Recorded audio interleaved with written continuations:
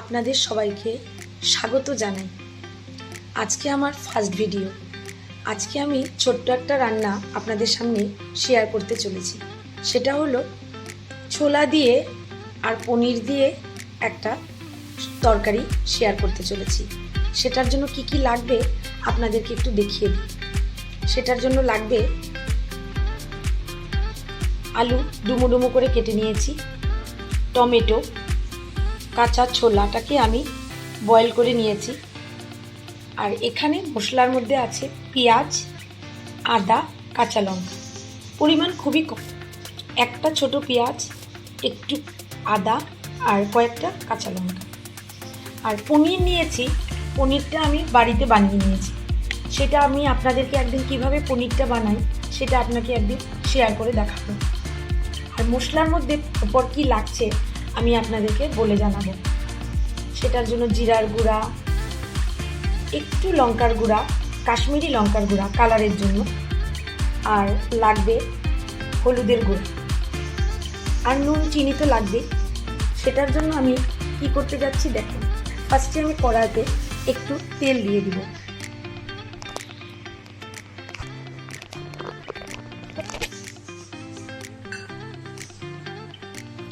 দেখেন, খুব একটা তেল দিব না, কারণ স্বাস্থ্য নিয়ে সবাইকে ভাবা প্রয়োজন, সেজন্য আমি অল্পই তেল দিলাম। তেলটা একটু গরম হবে। তেল আমার গরম হয়ে গেছে, সেখানে আমি দিব একটু করে জিরা, গোটা জিরা ফোড়নে দিলাম। বেশি ঝাল হয়ে গেলে আবার প্রবলেম হতে পারে, তো আপনাদের যদি ইচ্ছা হয় আপনারা সেটাকে ভেঙেও দিতে পারেন। জাস্ট একটু ভাজা ভাজা হবে। তারপর আমি ডুমো করে কাটা আলুগুলি দিয়ে দেব।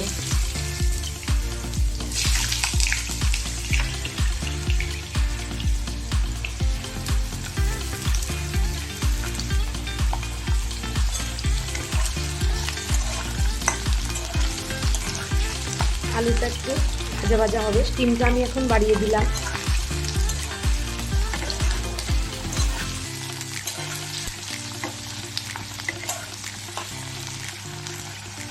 আলুটা একটু ভাজা ভাজা হবে। আলুটা ভাজা ভাজা হচ্ছে, দেখেন।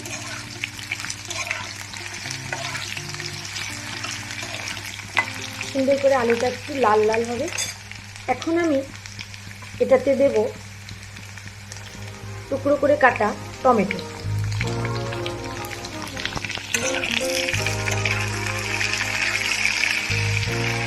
টমেটো আর আলুটা সুন্দর করে ভেজে নিই। এটাকে ভাজা ভাজা করে আমি বাটিতে তুলে রাখি, যে লাল লাল করে একটু ভাজা ভাজা হবে। আর ছোলাটা তো আমি সিদ্ধ করে রেখে দিয়েছি। এই যে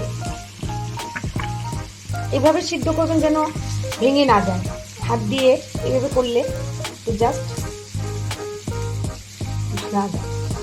এইভাবে করে এদিকে আমি পনিরটা যে রেখেছি, আমি পনিরটা টুকরো করে নিই। বন্ধুরা দেখেন, আমি পনিরটাকে সুন্দর করে টুকরো করে নিয়েছি। এখন জাস্ট আমি এটার মধ্যে হালকা একটু তেল দিয়ে দিব।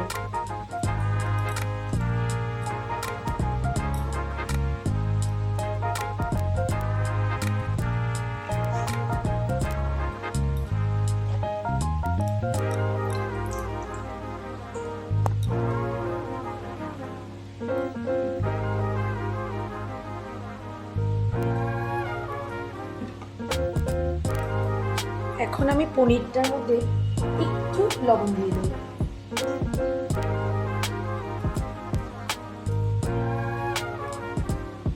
একটু লবণ দিয়ে দিলাম। হলুদ আমি দিচ্ছি না, শুধু একটু লবণ দিয়ে দিচ্ছি। এখন জাস্ট আমি পনিরটাকে ভেজে করব।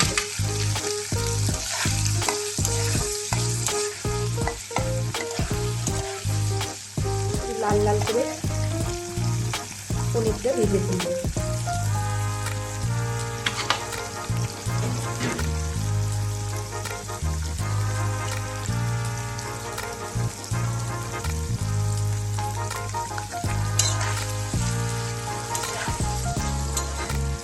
আগে আমি আলুটা আর টমেটোটা যে ভাজা করেছিলাম সেটাকে আমি দেখেন বাটিতে তুলে রেখেছি। সম্পূর্ণ এখানে লাল লাল করে ভেজে আমি তুলে রেখে দিয়েছি। এই দেখেন, এখন আমি পনিরটাকে লাল লাল করে ভেজে দেব।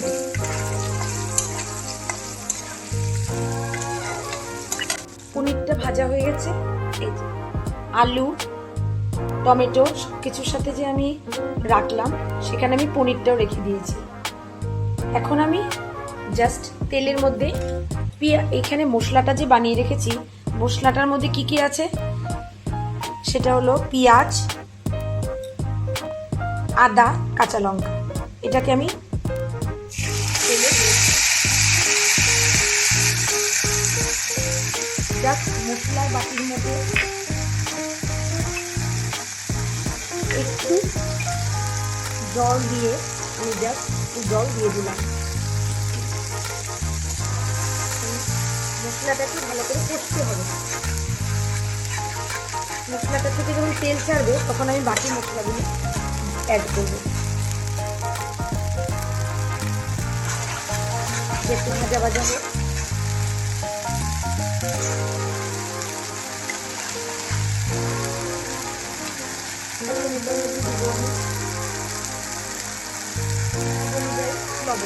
সেটা আপনি আপনাদের স্বাদ অনুযায়ী আপনারা দিয়ে দেবেন।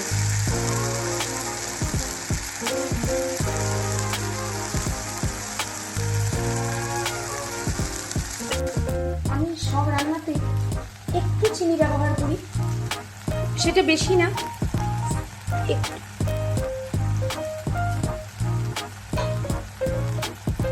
এটাকে নাড়তে হবে।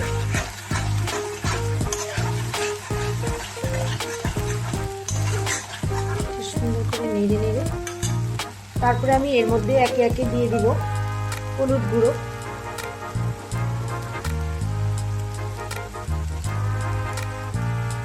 জিরার গুঁড়ো।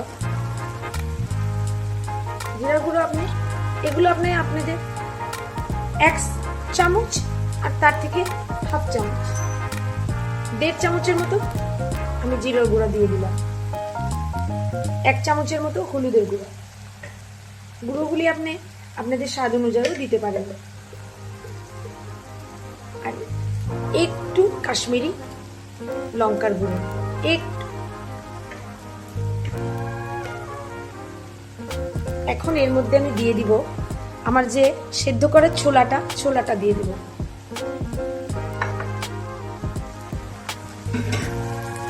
দিয়ে ভালো করে নাড়বো। ওকে কষতে হবে ভালো করে, কষে কষে ভালো করে তেল ছেড়ে আসলে তারপরে আমি বাকি জিনিসগুলি দেব। মশলাটার মধ্যে একটু জল, এখানে মশলাটা কষার জন্য আমি সেই জন্য কিন্তু গরম জল ইউজ করছি। আমি গরম করে জলটা এখানে রেখে দিয়েছি। মশলাটার মধ্যে অল্প জল দিয়ে ভালো করে কষতে হবে। এবার এই কষা যে মশলাটার মধ্যে আপনি আলু, পনির, টমেটো সবকিছু যে আমি ভেজে রেখেছি এটাকে আমি দিয়ে দিব। এটাকে ভালো করে নাড়তে হবে।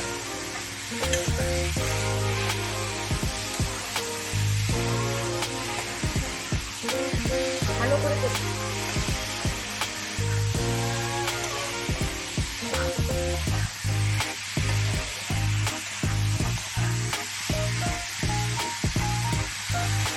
আমি অল্প অল্প করে কষবো আর অল্প অল্প করে জল দেবো। একবারে আপনি জলটা দেবেন না,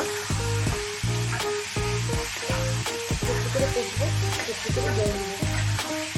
একটু কষুন, তারপরে আমি জল দিয়ে এটাকে ঢেকে দেবো। ফুটে উঠলে ঘি গরম মশলা দিয়ে সার্ভ করে দেবো।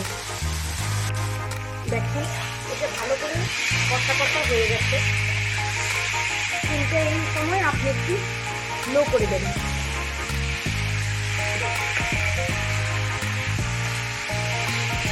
এখন আমি জলটাকে যে গরম করে রেখেছি এই জলটা আমি এখানে দিয়ে দেবো।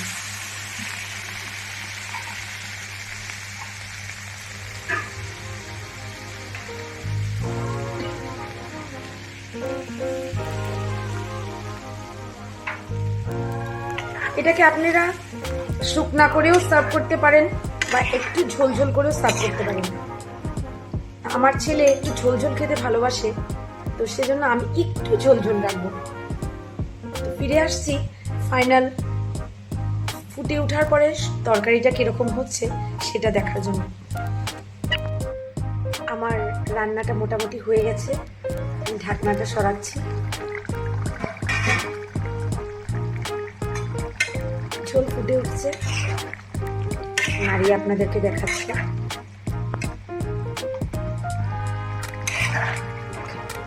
আলুটা দেখি কিরকম সেদ্ধ হয়ে গেছে, একদম পারফেক্ট। এটাকে আপনারা আরো শুকনো শুকনো করেও সার্ভ করতে পারেন। আমি একটু ঝোল ঝোল রাখছি, কারণ বলেই দিয়েছিলাম, কারণ আমার ছেলে একটু ঝোল ঝোল খেতে ভালোবাসে। ছোলা এগুলো জিনিস আমার ছেলের খুব প্রিয় জিনিস, তো সেজন্য আমি এগুলো জিনিস একটু ঝোল ঝোল রাখি। এটা আপনার ভাত, রুটি, নান, পরোটা সব কিছুর সাথেই। এখন আমি এটার মধ্যে ঘি, গরম মশলা আর একটু ভাজা মশলাটা আমি বাড়িতে বানিয়ে রেখেছি। আরেকদিন আপনাদেরকে বলে দেবো যে আমি ভাজা মশলাটা কিভাবে করেছি।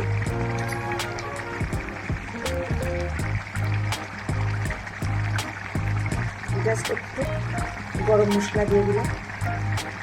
গরম মশলা আমি খুব একটা দেবো না, কারণ আমি ভাজা মশলা ইউজ করছি।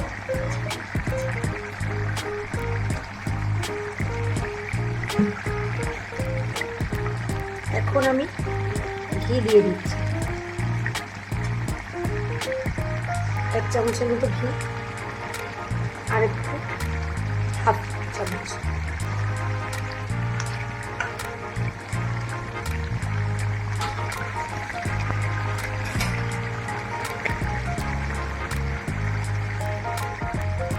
ঘিটা দিয়ে আপনার স্টিমটা একটু কমিয়ে দেবেন।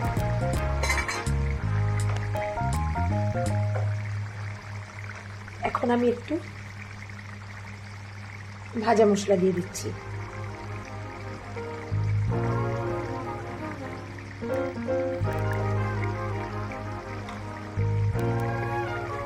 দেখেন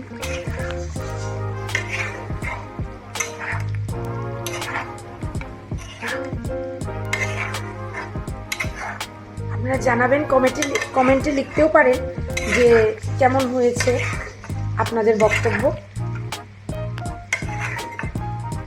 আমি এখন নামিয়ে সার্ভ করে দেখাচ্ছি। দেখেন আমি সার্ভ করে নিয়েছি। এটা সার্ভ করার জন্য আপনাদের যেরকম ইচ্ছা সেইভাবে সার্ভ করতে পারেন।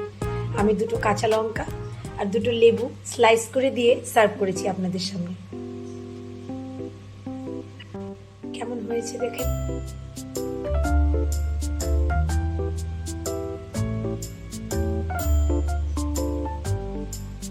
আপনারা জানাবেন কেমন লাগলো, আপনাদের কমেন্টেও লিখতে পারেন যে কেমন লাগলো আমার এই রান্নাটা। তাহলে আজ আসি, পরের ভিডিও খুব শীঘ্রই আপনাদের সামনে তুলে ধরবো। চেষ্টা করব আমি খুব আপনাদের সামনে যে কোনো ভালো ভালো রেসিপি আপনাদের সামনে নিয়ে আসতে। তাহলে আমার চ্যানেলটি লাইক করুন, সাবস্ক্রাইব করবেন, আর ইনস্টাগ্রাম চ্যানেলে আমার চ্যানেল আছে, আমি লিঙ্কটা শেয়ার করে দেবো ডেসক্রিপশন বক্সে, আপনারা দেখে নেবেন। তাহলে আজ আসি, আপনারা ভালো থাকবেন, সুস্থ থাকবেন, দেখবেন আমার পরের ভিডিও।